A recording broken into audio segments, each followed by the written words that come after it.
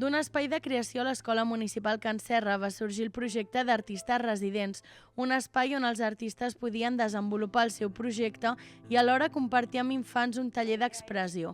El 2023, amb la residència de la Cristina Can Serra, en Jordi ho va plasmar en el documental Manetes de fang. Jo crec que la riquesa d'aquest documental sobretot és el que hi passa allà, no? O sigui, s'explica una cosa que actualment ja no existeix, o sigui, aquest taller ja no existeix actualment. Arrel d'aquell taller que es va fer a l'Escola Bressol Can Serra, doncs, per exemple, la Cristina va poder començar aquest projecte de baixamar, obrir aquest local i, per tant, continuar fent classes o fent sessions o fent tallers aquí en el seu local.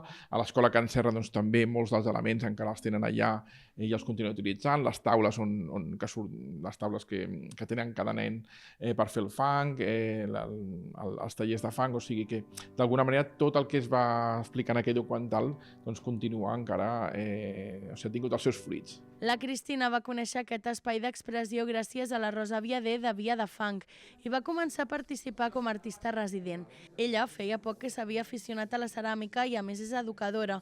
El projecte li donava les dues vessants, un espai físic per crear les seves peces i un espai d'expressió amb els infants. Nosaltres el que fèiem era d'alguna manera acostar aquestes tècniques als infants des d'un lloc molt lliure. Jo treballava una peça, ells em miraven i si volien preguntaven i si no ells seguien fent la peça que ells volien en aquell moment, no? Amb un material idoni per ells i va ser una experiència molt enriquidora que d'alguna manera a mi em va impulsar a obrir aquest taller que veieu ara, que d'una altra manera potser no m'hauria plantejat aquesta possibilitat de canvi, perquè en el meu cas també va ser un canvi important de vida. Jo d'alguna manera intento quedar-me amb aquella essència d'aquest projecte d'expressió artística lliure i traslladar-lo ara en el taller amb els adults.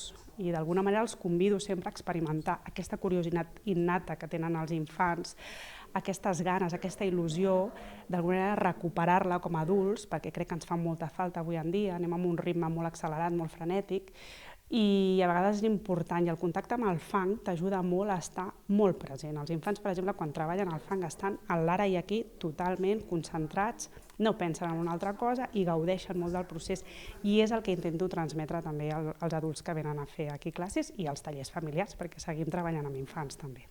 El curtmetratge documental gravat amb el taller d'expressió de la Cristina Can Serra i enregistrat pel Jordi ha estat seleccionat ara al CICEMA, el Festival Internacional de Cinema Ceràmic de Manises. Al final el documental ha sigut una mica una coincidència. O sigui, vaig conèixer una ceramista que organitzava el cicle de cinema ceràmico de Manises, ens va comentar que hi havia aquesta possibilitat, una data d'entrega concreta, i se'm va encendre la llumeta amb que havien fet el documental amb el Jordi a Can Serra i vaig dir, hòstia, doncs anem a provar-ho, no? Per què no?